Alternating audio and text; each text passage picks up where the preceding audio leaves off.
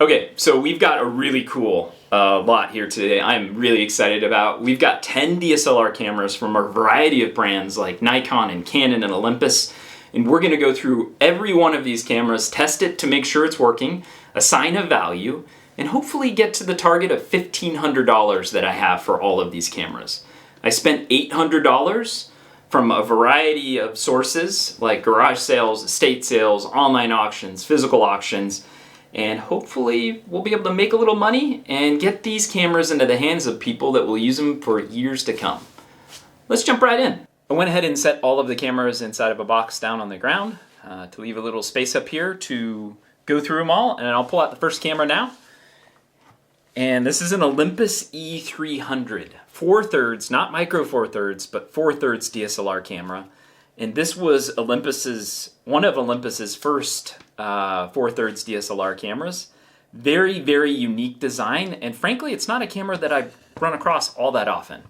I do run across its later counterparts like the E500 series, E510, E520, but not very often do I see this little gem. And this is a pretty neat camera because it's got a very unusual design. So what makes this camera pretty unique is it actually has a sideways mirror, as you can see in here. Another thing that's made this camera increasingly popular, especially over the last few years, is it uses a Kodak CCD sensor, as opposed to the later versions like the E500 and E600, which use a CMOS sensor. Physical condition of this camera appears to be decent, and the lens that it comes with is an Olympus 14 to 54 millimeter lens, which is kind of in the middle range of the lenses that were offered. So none of these cameras are tested, so I don't know if they work, but physical condition of all 10 of these appears to be quite good. If you're new here, hi, my name's Kevin.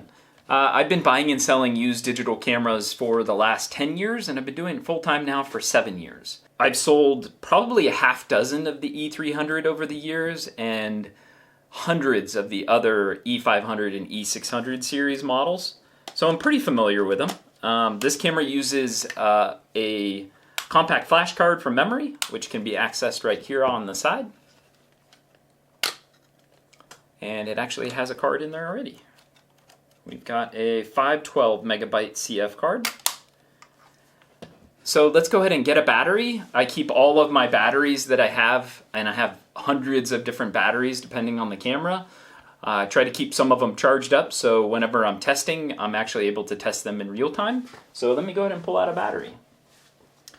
And this uses the BLM1 battery, and I've got a replacement one here. So let's go ahead and put the battery in and see if this camera powers up.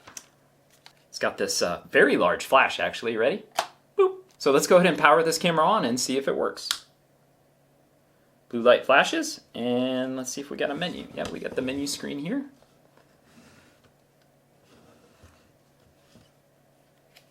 Let me go ahead and format the card.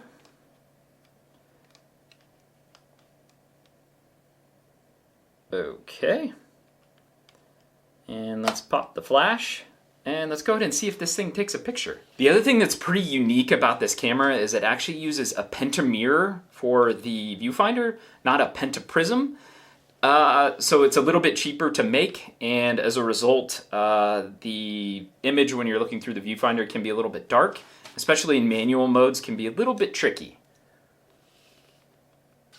I have it in autofocus just to test. The flash fires. Autofocus is working well. A little bit of dust on the focus screen, it looks like. Oh wow, actually it's working quite well. Let's put this AGFA up here and just use that to take a picture of real quick so I can show you. Yeah, a little bit dark. And that is the end result for the picture that we just took. So we've got a working camera here, which is a great way to start. This camera next year is going to be 20 years old from its original release. So to get a camera that's 20 years old, still works and takes pictures, keep it out of the junk heap, I consider that a win. This camera actually, the E300, has risen in value pretty dramatically over the last few years. This was a camera 5 years ago I would sell in the $75 range, and it's a little more than doubled. In good working condition, like this one appears to be, once I get it cleaned up a little bit, you're looking at a value of about $150. And part of that will depend on the lens that's included. Okay, camera number 1 in the books, we got 9 to go. And I'm gonna go ahead and pull up the other Olympus that I saw in here, and that way we can use the same battery because it uses the same exact battery. Oh, this is an Olympus E510, and this camera came out in 2007, a couple years after the E300. So a few big changes. It's actually a little bit lighter weight. They added image stabilization to the camera. The LCD is not only bigger, but it has quite a few more pixels, so that when you're reviewing the pictures after you've taken them, you're able to get a better idea of whether the picture is exactly what you're looking for. The biggest change in this is they moved from a CCD sensor to a CMOS sensor for the E500, E510. So you'll see some difference in colors and overall pictures between the two if you were to compare them directly. But I've found that this actually still takes good pictures, and I've liked using the E500 and E510, E520 over the years. The other change that they made is they actually did a dual XD card, which is a smaller, much smaller type of memory card, slot right here, and a compact flash. So you could use either XD or compact flash in this camera. It has a Olympus 40 to 150 millimeter lens on it. Let's check out the glass. Glass looks good. So one thing when I'm looking at lenses is I'm looking at lens glass scratches. I'm looking for any haze or mildew or fungus that's inside of the lens. So I always try to check optically to make sure everything looks good. We want to take a look at everything else internally and see if there's any wear to the mirror or any other issues with the focus screen. That looks good. The other thing I've noticed with this is the viewfinder actually can get pretty scratched up, especially if you're missing this rubber viewfinder cap. So that's another thing I'm going to look at, and it actually looks good. I'll get it cleaned off a little bit. So overall, physical condition-wise, before we actually test it, it looks pretty good. Power's on. We got the menu there. And let's go ahead and try to take a picture. Flash pops up. Okay, there's our picture. I just took a picture of my primary camera that I'm using to film the video with, and as you can see, it turned out good. So we've got another working camera here, and despite the fact that this camera is 2 years newer than the E300, the value is actually going to be substantially less. We're looking at a value of this camera with a charger and a compact flash card and a cable if you've got it in the $80 to $90 range. So quite a bit less, but still a functional camera, and I really like it. If we talk about 4/3 technology, which is what this camera is, there was only 18 or 19 4/3 bodies produced by 3 manufacturers. Olympus produced, I believe, 15 of them. Leica had one in the Digilux 3, and I've sold about a half dozen of those, and they made a couple lenses as well. And then Panasonic had 2. So not a ton of 4/3 DSLR cameras out there, but it's always fun and a throwback whenever I get them in.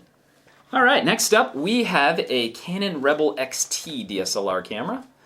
And this is an 8 megapixel camera that is the most popular DSLR camera that I sell to this day. And in the past 10 years, I've sold over 600 of these. It comes in black or silver. And the kit lens is an 18 to 55 regular zoom lens. It uses compact flash for memory as well. And this one also has a card in it, 512 megabyte card. The biggest issues that I see with this camera, actually compared to a lot of other cameras, the reliability of this is actually really quite good. The biggest issues I see are bent pins in the compact flash area, and then general wear, which doesn't affect performance, but you'll see a lot of wear on the grip normally, and then the rubber panels on the side are often missing, just because over time they wear down and then flake off.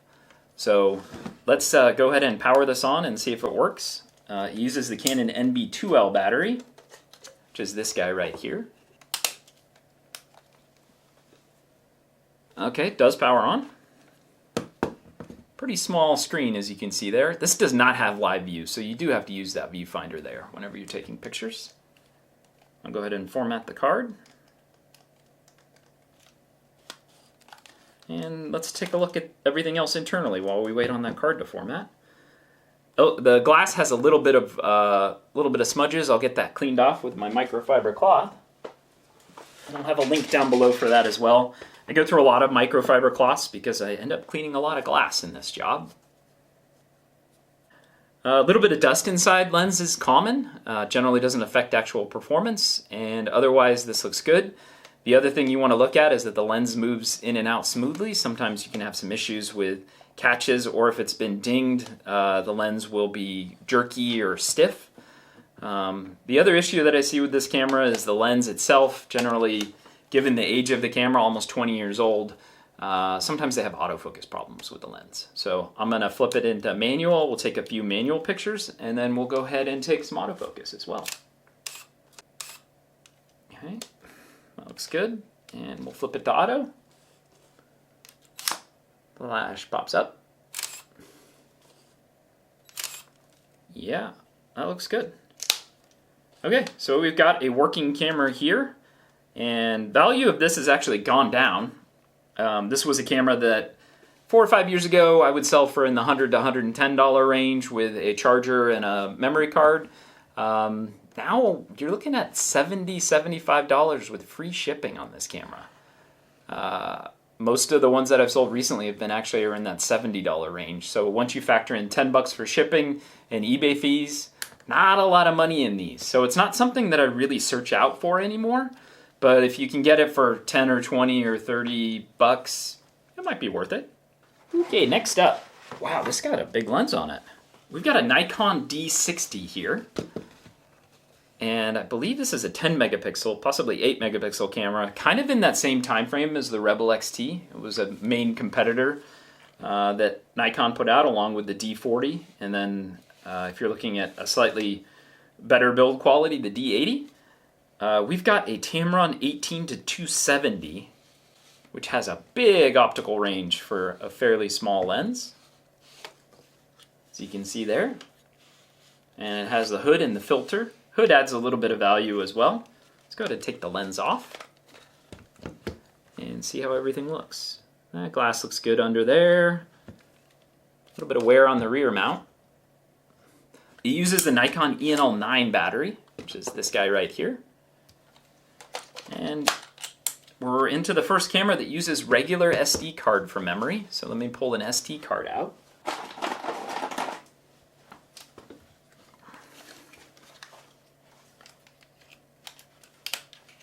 And the battery's got some charge. Okay, power's on.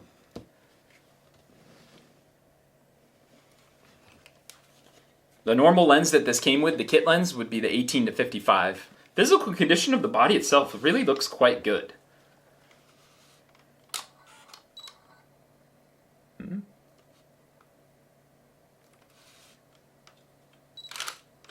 Okay. How are we looking there? Oh yeah, that looks good. We'll zoom all the way out to the outer range of that 270 millimeter.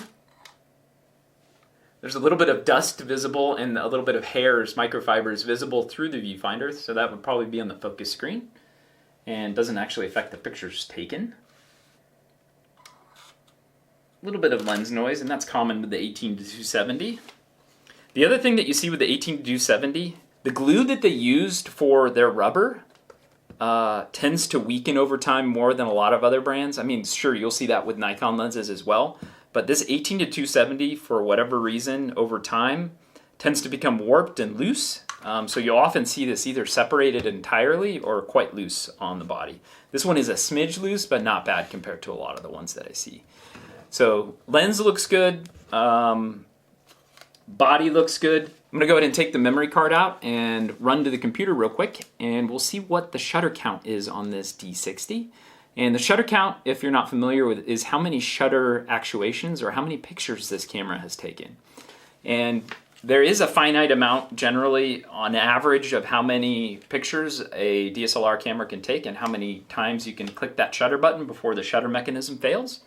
Within the D60, I think you're looking in the 75 to 100,000 range.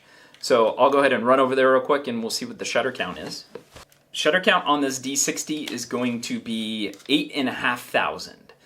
So it seems like a lot, and it is a lot of pictures taken, but compared to what the average amount of shutter life is on this camera, there should still be a lot of life left in this camera.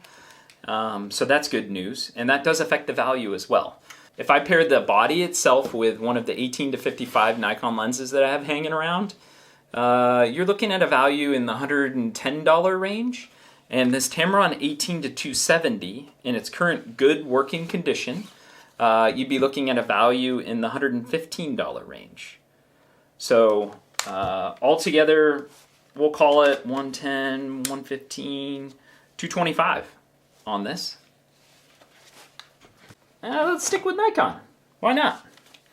We got another Nikon. We have a Nikon D5000 with a Nikon 50mm 1.8G lens. Nikon made a bunch of different 50mm lenses, from the 1.4G to the 1.4D to the 1.8D. The 1.8G is a very common portrait lens, especially on a full-frame body. This isn't a full-frame camera, it's an APS-C size sensor. The body looks good. Lens looks actually quite good as well. This is not the kit lens. So the kit lens on almost every Nikon made in this era is going to be either the 18-55 or sometimes the 18-200mm. The lens looks good. Body has normal wear. Yeah, everything's looking pretty decent here. Uses the same battery as that last one, a Nikon ENL9. Let's see if we can get some pictures taken and make sure everything's functioning well. Well, that looks nice. It's probably one of the most common lenses that I sell from Nikon, along with the 35mm and the Nikon 55-200mm. Pictures look good, autofocus is working well, and the flash is firing. And that looks good. So I will do the same thing. I'm going to take out the SD card, run over the computer real quick, and we'll get a shutter count on this one as well. I believe this is rated closer to that 100K range. So I'm going to go ahead and run over there and we'll check. Okay, so despite the pretty good cosmetic condition of this body, this does have a shutter count of just north of 30,000. So given its average in that 80 to 100K range, still has quite a bit of life left, but it has taken a little over 30,000 pictures. And the value of this, let's go ahead and separate it out by body and by lens. The body value alone with a charger, USB cable, and a memory card, you're looking at a value of about $100 here. And the Nikon 50mm 1.8G lens, you're looking at a value of about $130. So combine the two, you're looking at a value of about $230 on this DSLR camera and lens. 5 down, 5 to go. Next up, we've got a pretty beat up looking Rebel XT with the nifty 50mm 1.82 lens.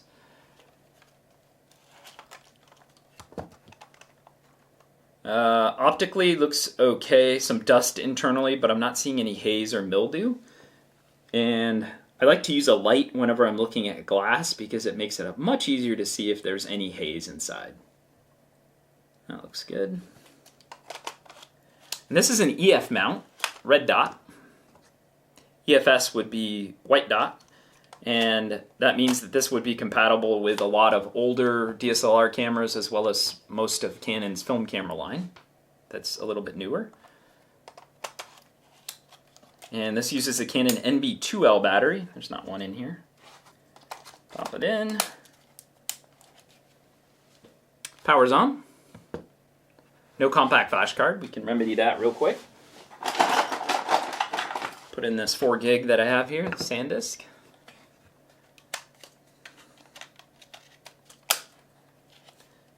The AF/MF toggle is a little bit suspect.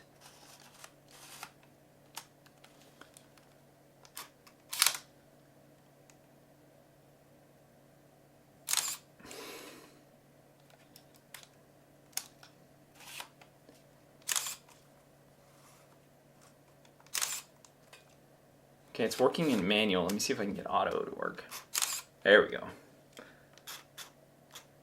That's a tip. If you're using a lens that hasn't been used in a really long time, what I like to do is flip it to manual first, move the focus dial a little bit sometimes it can get caught and won't allow autofocus to engage. And in that case, I went ahead and did that, and it went from not focusing to focusing. There we go.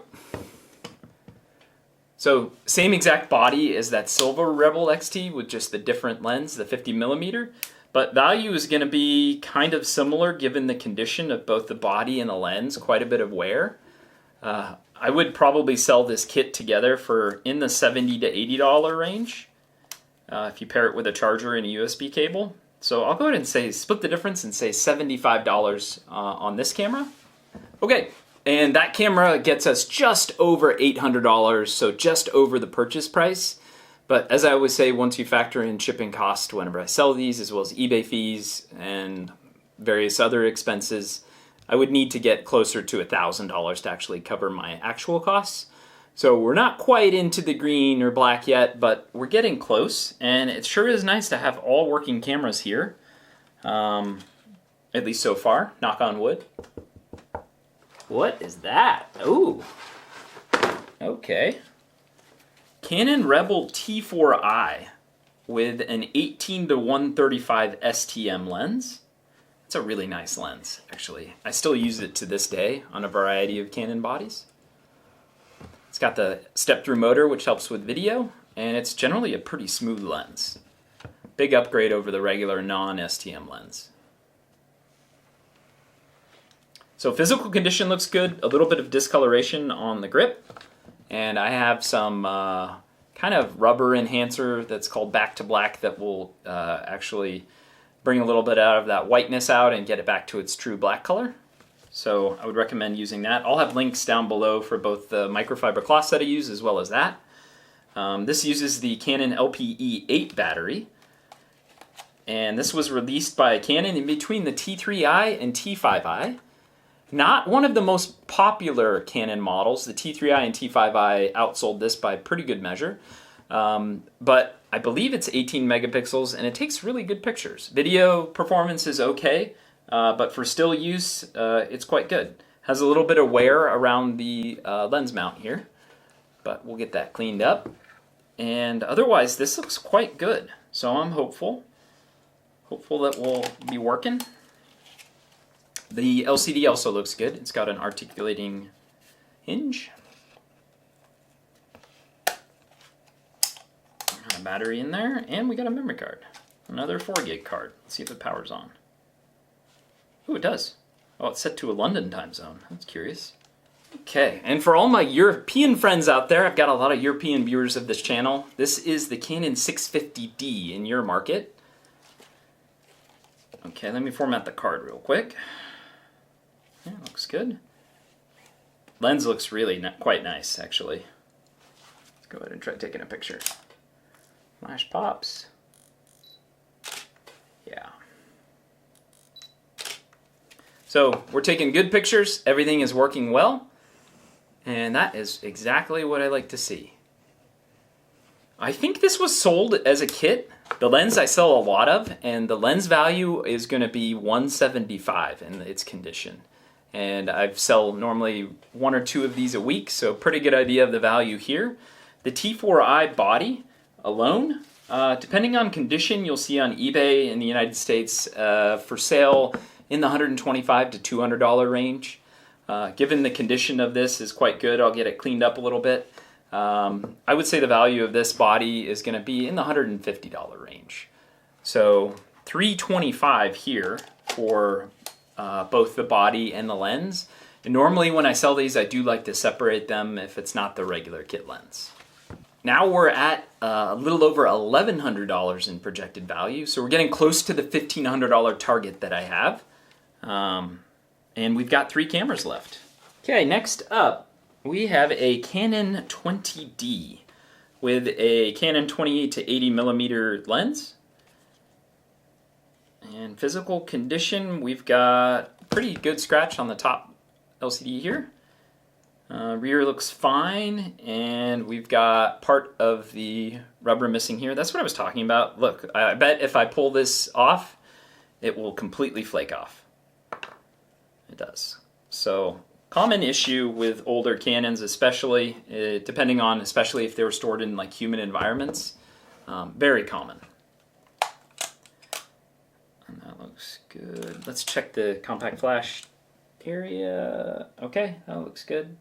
I don't see any bent pins. If you don't happen to have, if you're looking at cameras and you don't happen to have a battery to test, a quick visual inspection of the compact flash pins can help determine if it's a camera that you're interested in buying. It's something that I do try to do. And it uses the Canon BP511 battery. I have a bunch of those. Put in the compact flash card.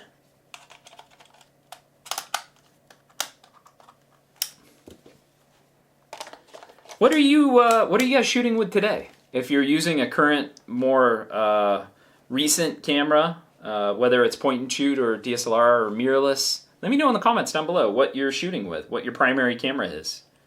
I've been shooting a lot with my Fujifilm X-T30 and my Canon EOS R50, which is occasionally what I use to film these videos with. Been having a good time with that, and I got an adapter for my R50 that allows me to use a bunch of my Canon EF and EFS lenses. So that's been really fun to use lately. So pretty small screen, as you can see on this camera. But it is powering on, and hopefully it's working. Really love the feel of this in the hand. This and the 30D and 40D and 50D.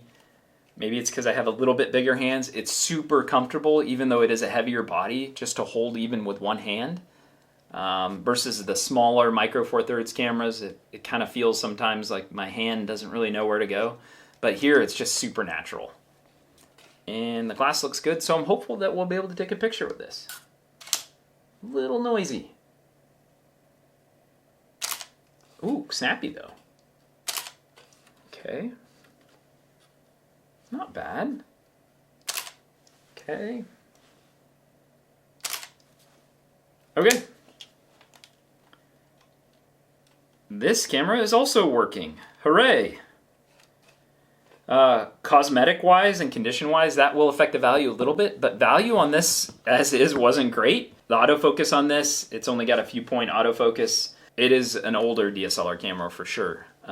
You're looking at a value of the EOS 20D body of around $30 to $40, and the Canon 28 to 80 millimeter lens in a similar value.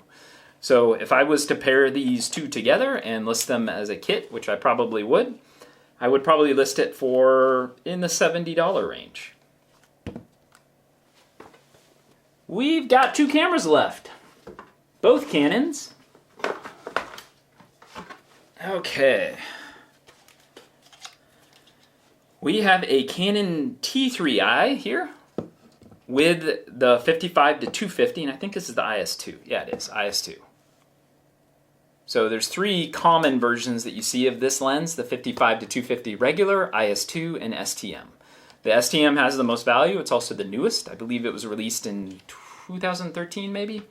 And that's a lens that I still use. Really, really popular, pretty at its outer range kind of telephoto lens. This one's got a little bit of wear on the front. Let's see if I can get that cleaned up with my microfiber cloth.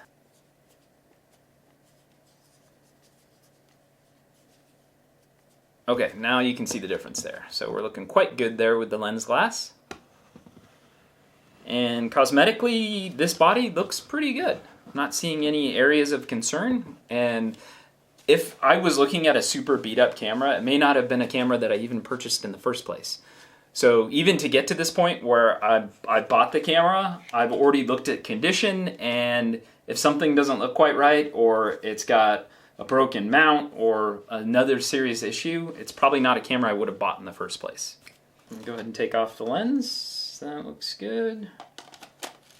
This also uses the Canon LPE8 battery, just like that T4i. This came out just a year and a half before the T4i did. Got a battery in there. And it's got a memory card too. What do we got in there? Oh, another 4 gig micro SD with an SD adapter.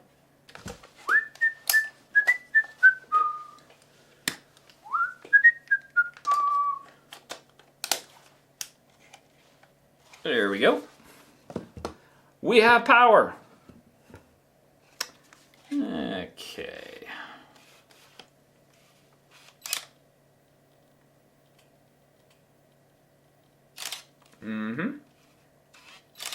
Lens a little bit noisy. Autofocus is working well and flash fires. So this is also in good working condition. This is not the kit lens that it normally came with, and the value of this lens, the 55 to 250 in good working condition with just a little bit of lens noise, you're looking at a value of in the $85, $90 range on this lens. The STM used is closer to 150. We'll go ahead and split the difference and say 85 on the lens. The T3i body, and again, we're talking about body alone without any lenses. You're looking at a value of about $125 on the T3i body in good working condition. With that camera and lens, we are at $1,435 by my calculations. Hopefully it matches or is close to what you see on the screen there.